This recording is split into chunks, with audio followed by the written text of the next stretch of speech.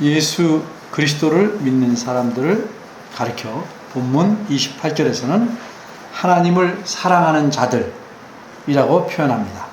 이어서 그의 뜻대로, 즉 계획대로 부르심을 입은 자들이라고 표현합니다.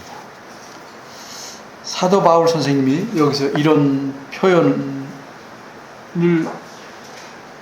쓰셨는데, 이것은 이 로마 교회에 보내는 이 편지에서 처음 이 부분에서 사용한 것이 아닙니다.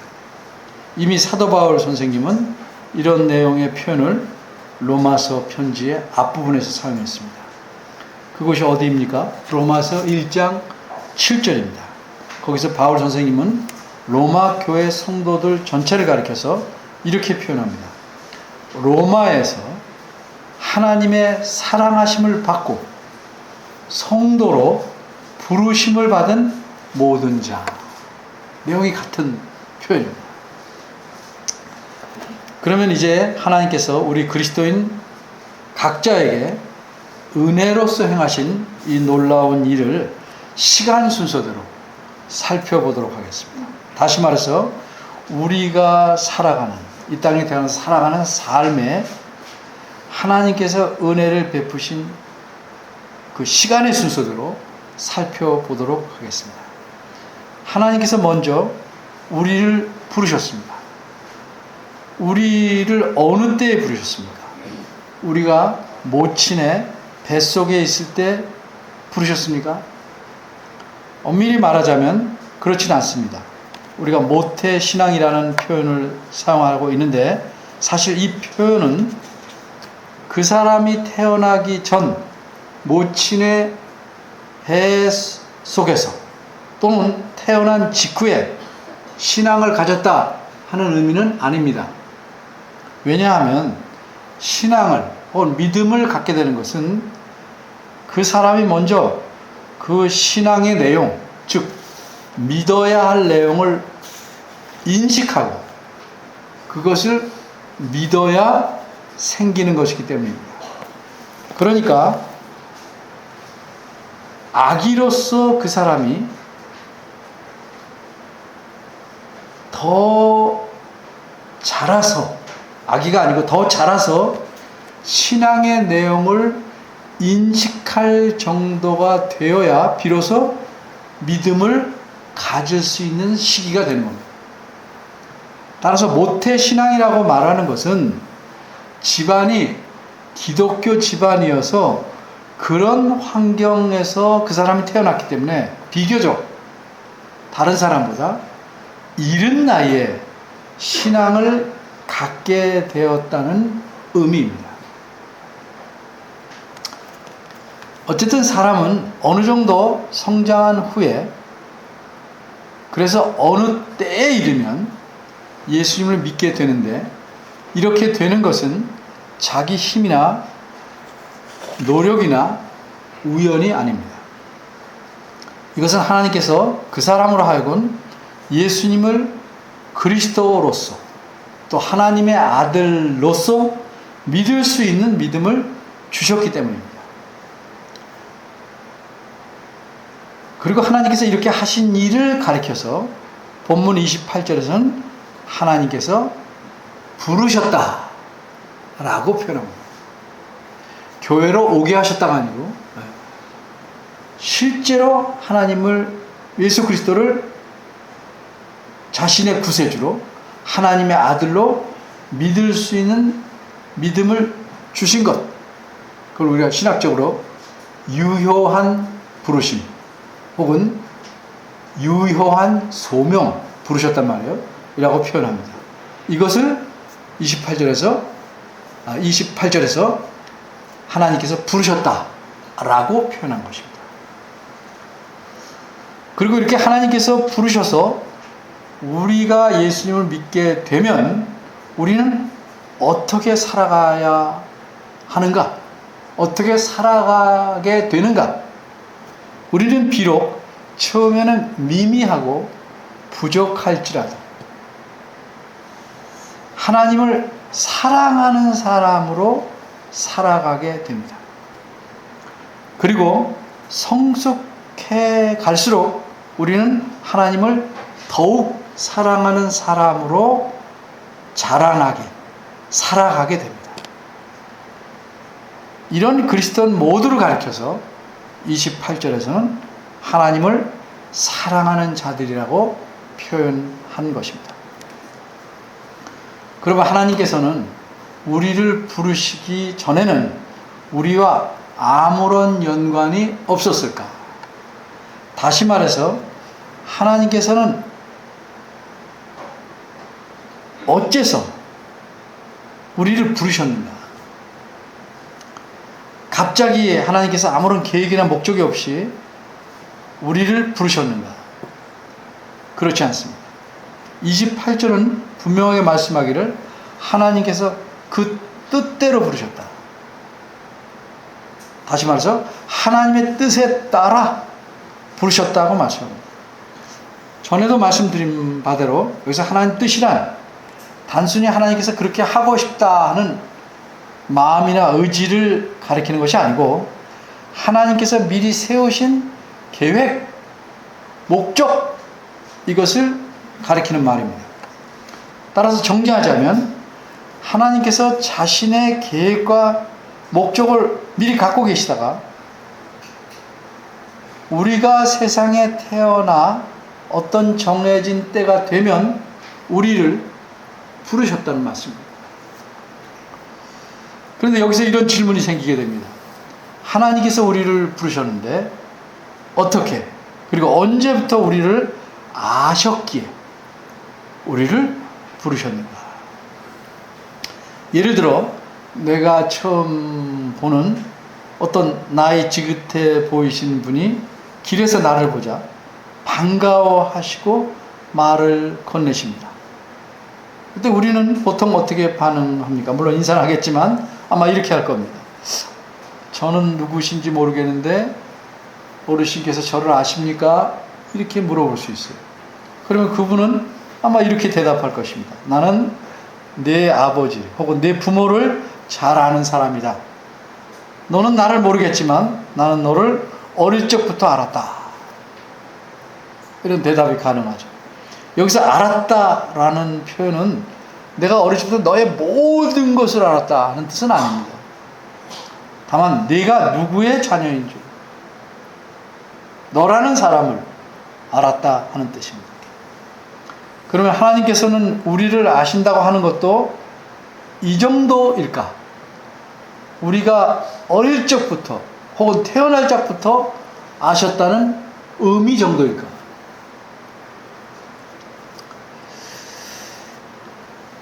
다시 강조해서 말씀드리자면 28절 본문에서 또 그리고 30절에서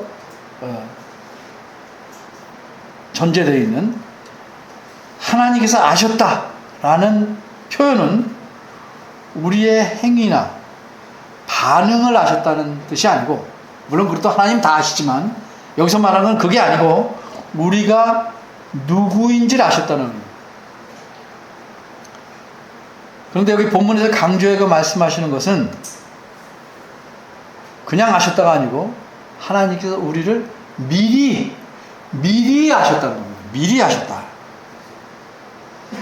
그러면 하나님께서는 우리를 어느 정도 미리 아셨을까? 사도 바울이 본문에서 꼭 집어서 말하고 있지는 않지만 사도 바울께서 이 말씀을 쓰실 때 하나님께서 미리 아셨다라고 할 때 언제부터 미리 아셨는지를 분명하게 전제하고 이 사실을 밝힌 겁니다. 그 사도 바울이 전제하고 있는 언제부터 아셨는지를, 미리 아셨는지를 다른 편지에서는 이렇게 설명하고 있습니다. 그런데 그 편지의 말씀을 보기 전에 우리가 먼저 이 본문에서 말씀하는 내용을 시간 순서대로 논리적으로 알아야 됩니다. 순서를 알아야 됩니다. 29절을 보면 하나님께서 미리 아신 자들을 미리 정하셨다고 말씀합니다. 그러니까 하나님께서는 미리 정하시기 전에, 즉 예정하시기 전에 그 예정할 대상을 미리 아셨다는 말씀입니다. 다시 말해서 예정보다 예지가 논리적으로, 물론 시간적으로도 가능하죠, 먼저 있었다는 뜻입니다. 이 순서를 염두에 두고 사도 바울이 쓴 다른 편지 예배소서를 보겠습니다. 예배소서 1장 4절, 5절, 11절 세 말씀을 연결해서 제가 읽어보겠습니다.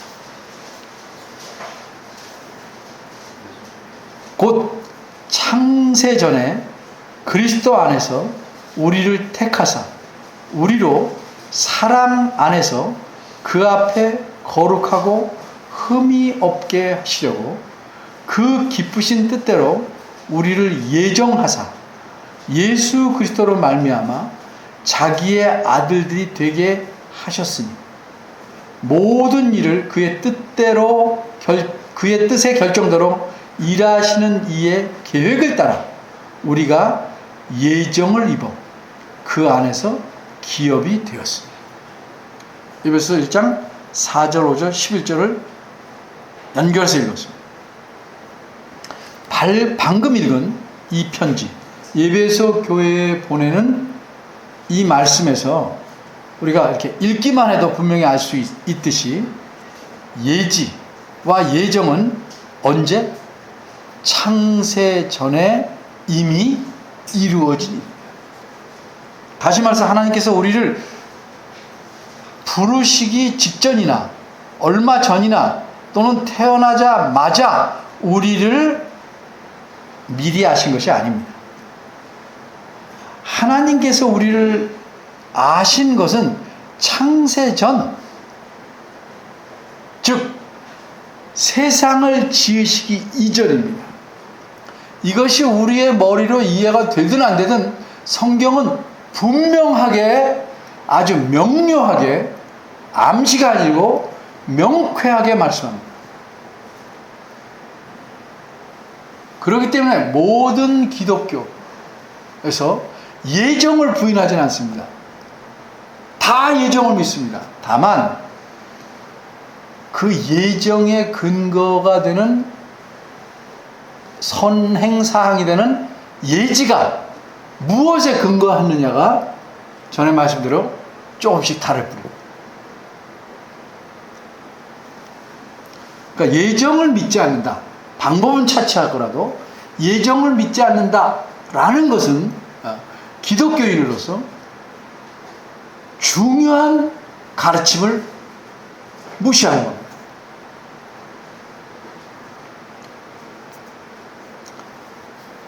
이렇게 창세전에 예정하셨다는 사실을 사도 바울이 알고 전제했기 때문에 28절에서 뭐라고 말하냐면 그 뜻대로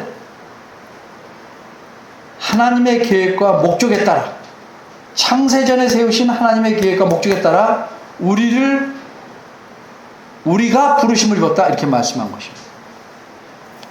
이처럼 하나님께서는 우리를, 물론 세상의 모든 성도를 이미 창조하시기 전에 미리 아셨습니다. 이건 비유적 표현이 아닙니다. 정말로 창조 전에, 이렇게 창조 전에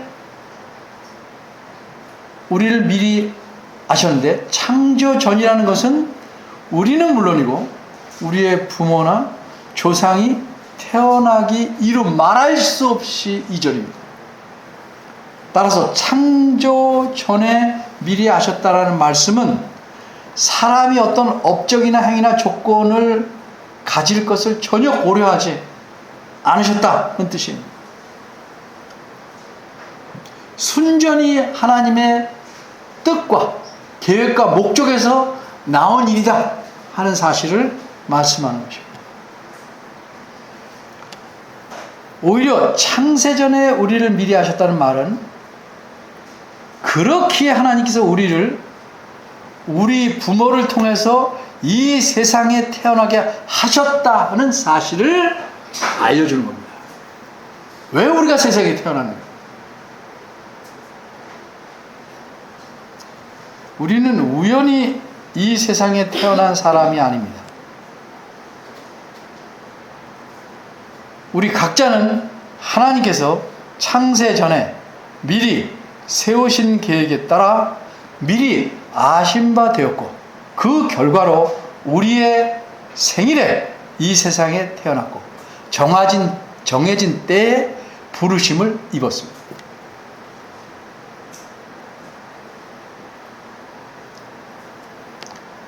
그러기에 이렇게 놀랍고 신기한, 이거 표현이 안 되지만 이런 하나님의 은혜를 안다면 우리는 하나님을 사랑하지 않을 수 없고 찬양하지 않을 수 없는 것입니다. 그런데도 적지 않은 그리스도인들이 자신이 존재하게 된 데 대해서 감사하기보다는 회의하며 세상에 태어난 의미를 모른 채 그럭저럭 대충대충 세상 사람들이 살아가는 방식으로, 그 정신으로 살아가고 있습니다. 왜 그렇습니까? 왜 그렇다고 생각하십니까? 성경 말씀을 통해서 하나님과 그분의 계획과 형용할 수 없는 놀라운 은혜를 분명하게 더 알고 더 알아가야 되는데 그러지 않기 때문입니다.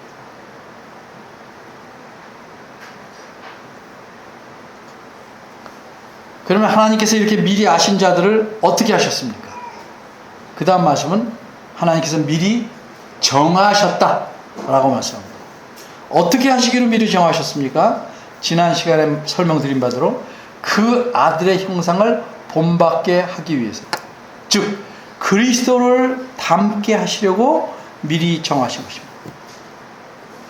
따라서 우리가 명심해야 될 중요한 사실은 우리 모두가 하나님의 계획과 은혜로서 이 세상에 태어나는데, 그래서 평생 힘써야 할 일은 공통적으로 반드시 무엇입니까? 그리스도를 닮아가는 것. 이렇게 그리스도를 닮아가는 것이 우리 모두의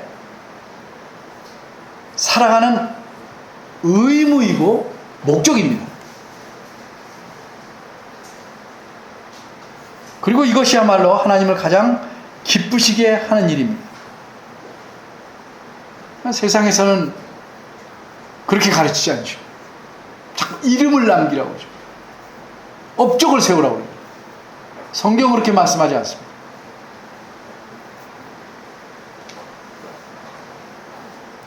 그러면 하나님께서는 어째서 우리로 그리스도를 닮게 하십니까? 그 목적을, 정확히 말하면 궁극적 목적을 29절 하반절에서는 이렇게 말씀합니다. 이는 그로 많은 형제 중에서, 그로는 그리스도입니다, 맏아들이 되게 하려 하십니다. 그런데 이 하반절 말씀을 올바로 이해해야 합니다. 만일 이 말씀을 올바로 이해하지 않으면 엉뚱하게 오해하게 돼요. 어떤 오해입니까? 하나님께서 외아들인 예수 그리스도를, 다른 아들을 더 둬서 맏아들로 만드시려고 하는 것이구나, 이런 오해를 한다. 먼저 우리가 분명히 알아야 할 사실은 외아들과 맏아들이라는 이 두 낱말은 아들이라는 낱말만 공통적이지, 이 낱말이 같은 결을 가진 의미가 아니라는 사실입니다. 외아들, 다른 말로 독생자라는 낱말은 예수님의 본질이 하나님이시다, 신이시다는 측면을 강조하면서 성부 하나님과는 구별된 하나님이라는 사실을 드러내려고 사용한 말입니다. 반면에 맏아들이라는 낱말은 하나님의 자녀라는 면에서 하나님의 관계를 드러내려고 사용합니다. 제가 가끔 드는 예로서 친구라는 낱말을 가지고 설명하겠습니다. 할아버지가 손주에게 난 내 친구다 라고 말씀하실 때와 손주가 너무 버릇없게 굴 때 내가 내 친구냐? 라고 말씀할 때 친구라는 낱말이 가진 뜻의 결은, 의미는 다른 겁니다. 이제 29절 하반절을 좀 더 자세하게 살펴보겠습니다. 먼저 29절 하반절 말씀에서 맏아들이라는 낱말을 잘 이해해야 합니다. 이 낱말의 원어의 의미는 근본적으로 먼저 난 것, 먼저 난 자라는 걸 가리킵니다. 성경에서 예를 세 곳만, 여러 곳 있는데 세 곳만 들어보겠습니다. 첫째는 골로새서 1장 15절과 18절을 보겠습니다. 예수 그리스도를 가리켜 그 두 곳의 말씀은 이렇게 표현되어 있습니다. 그는, 그리스도는 보이지 아니하는 하나님의 형상이시요 모든 피조물보다 먼저 나신 이 신이, 이게 맏아들이랑 똑같은 언어예요. 먼저 나신 이 신이. 18절은 그는 몸인 교회의 머리시라 그가 근본이시요 죽은 자들 가운데서 먼저 나신 이 신이. 이는 친히 만물의 으뜸이 되려 하심이요. 세 번째로 요한계시록 1장 5절에서는 그리스도를 가리켜 이렇게 말씀합니다. 또 충성된 증인으로 죽은 자들 가운데서 먼저 나시고, 먼저 나신 이란 말. 이 세 곳 말씀에서 먼저 나셨다, 먼저 나신 이라는 낱말이 우리말은 번역이 조금씩 다르게 됐지만 원어로는 29절의 맏아들과 똑같아요.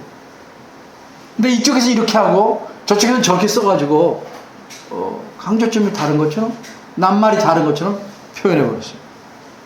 정리하여 설명하자면 본문이나 오늘 29절 다른 여러 번 말씀에서 그리스도를 가리켜 먼저 나신 이 또는 맏아들이라고 표현한 이유는 이걸 잘 아셔야 돼요. 그 초점이 그리스도께서 먼저 나신 자다 혹은 맏이다는 사실에 있는 것이 아니고, 이게 아닙니다. 그를 닮은 자들이 잇따라 계속 나오게 된다는 사실이 있습니다.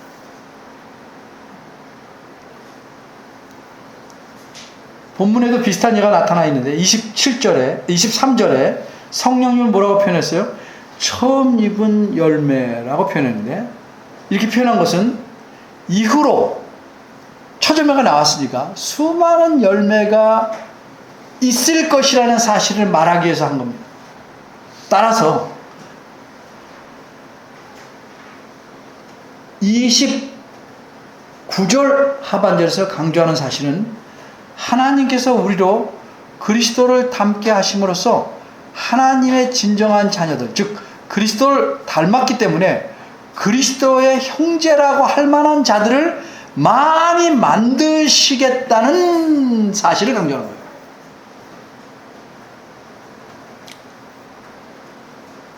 이처럼 하나님은 우리를 그리스도를 닮은 자들로, 형제라고 할 만큼 닮은 자들로 만드시려고 우리를 예정하셨습니다.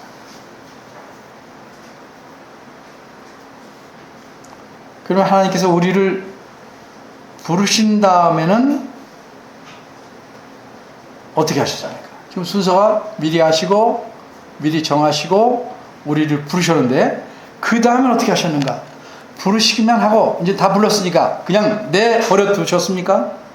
내가 너희를 부른 목적이 무엇인지 알려줬으니까 너희가 알아서 그리스도를 닮아가거라 하시고 우리에게 모든 걸 일임하시고 한 발 빼셔서 우리에게 물러나 계신 것입니까? 그렇지 않습니다. 엄밀히 말해서 우리가 비록 하나님의 자녀로 온전한 자녀가 되기 위해서 그리스도를 닮도록 부르심을 입었는데도 우리에게는 우리만의 능력이나 노력으로 그렇게 그리스도를 닮아가게끔 살아갈 수 없어요.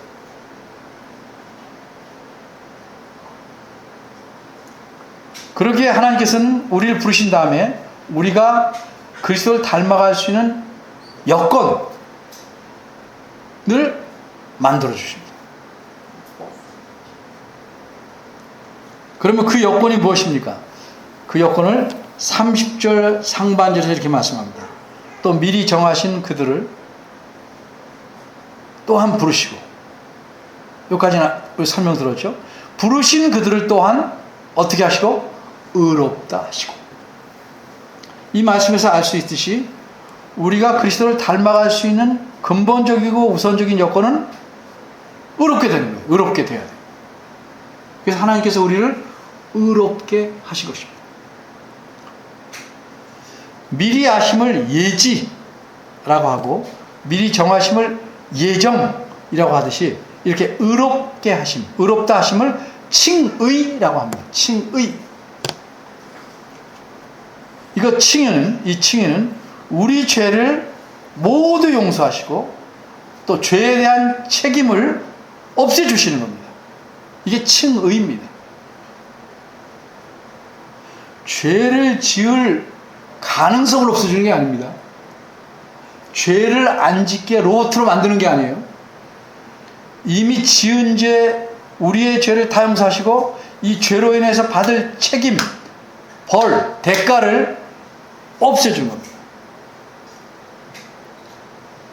그래서 쉽게 말하자면 똑같진 않지만 사람을 처음 만드실 때 그가 죄를 지을 수도 있고 안 지을 수 있는 자유로운 존재로 만든 것처럼 만드신 것처럼 하나님께서 우리를 자유롭게 하신 겁니다.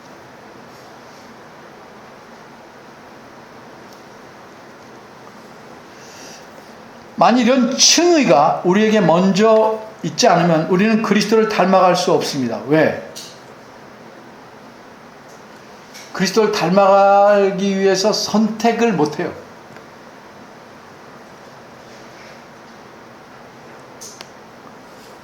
그리스도는 죄와 연관돼서 말할 때 어떤 삶을 살았는가? 그리스도 닮아가야 되니까 그리스도에 대해서 먼저 알아보는 겁니다. 이 질문에 대해서 히브리서 4장 15절에 이렇게 말씀합니다. 새 한글 성경으로 읽어봅니다. 우리의 대제사장님은 우리의 약한 것들을 공감할 수 없는 분이 아니십니다. 모든 면에서 우리하고 똑같이 유혹을 받은 적이 있으십니다. 그러나 죄를 짓지는 않으셨습니다. 우리 이 세상에 살면서 유혹을 받아요. 죄를 짓지 않을 능력이 있어요. 근데 내가 선택하는 겁니다. 전에 같으면, 칭의를 받지 않으면 죄를 선택할 수밖에 없어. 칭의를 받은 후로는 죄를 거절하고 물리칠 능력이 있는데 안 하는 거예요. 안 하는 거. 그래서 우리가 먼저 의롭다함을 받지 않고 살아간다는 것은 산소가 정말 희박한 곳에서 산소 마스크를 쓰지 않고 살아보려는 것 같아요. 다른 면으로 비유적으로 말하면, 그래서 우리에게 먼저 의롭다함이 필요한데, 이 의롭다함을 받는다는 것은 깨끗한 물을 받아 마시기 위해서는 컵 안에 있는 더러운 찌꺼기를 먼저 닦아내는 것과 마찬가지예요. 그게 칭의입니다. 비유적으로 말하죠.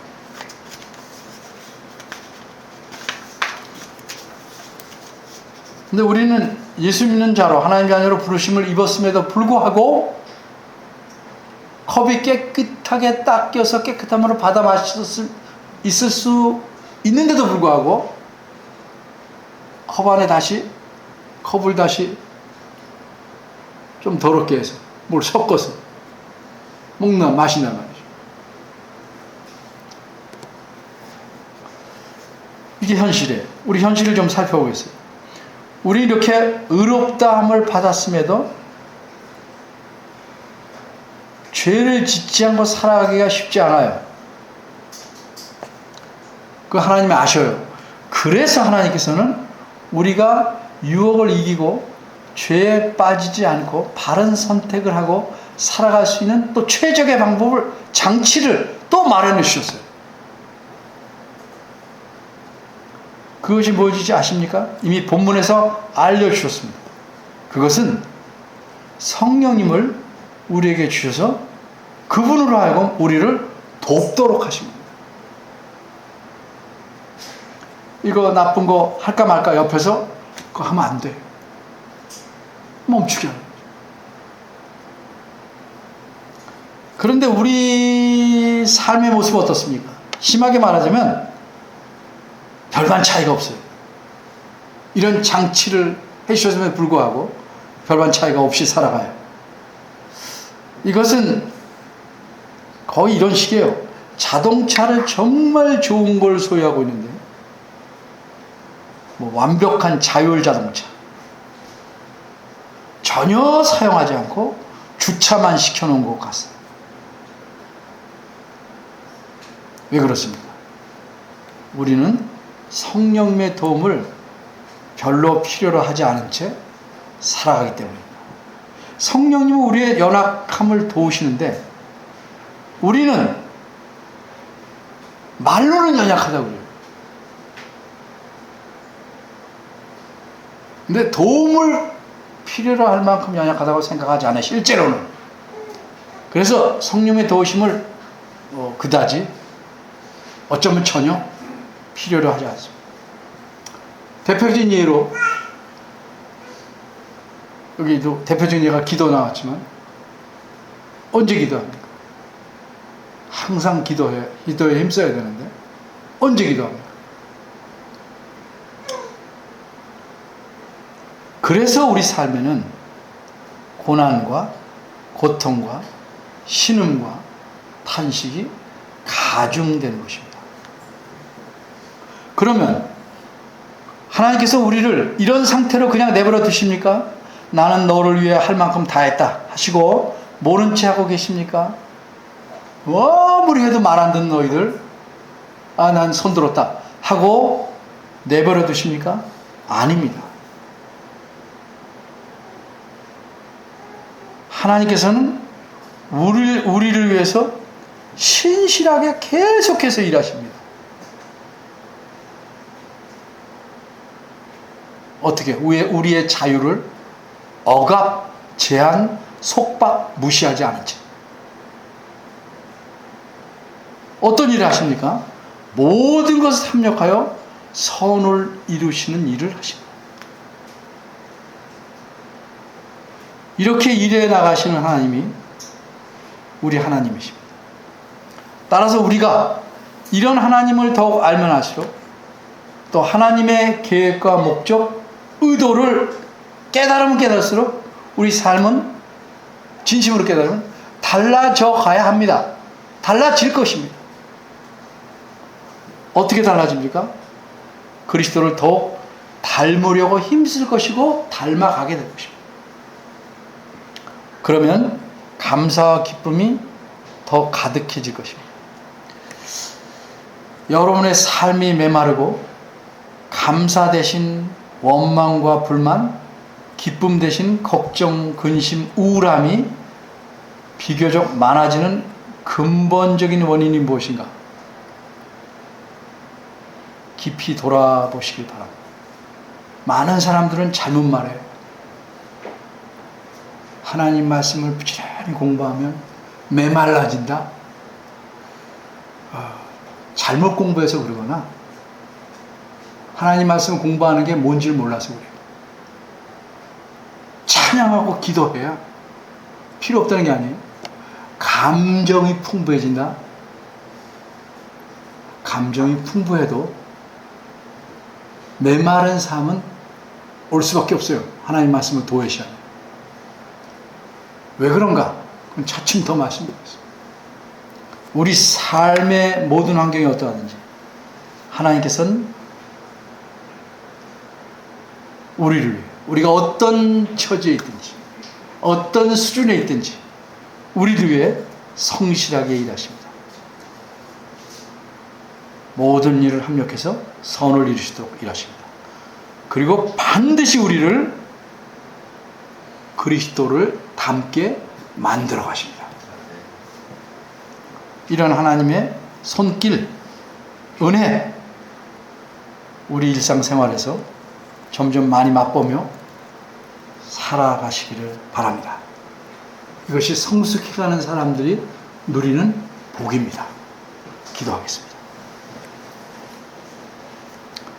은혜로우신 하나님, 하나님께서 우리에게 베푸신 은혜, 우리에게 가진 모든 목적, 의도를 우리가 점점 더 반듯하게 많이 알아서 우리의 삶이 하나님으로 가득 채워지고 하나님이 원하신 것들로 풍성해지는 저희가 되길 원합니다. 도와주시고 깨닫게 하시고 이끌어 주옵소서. 예수님 이름으로 기도합니다. 아멘.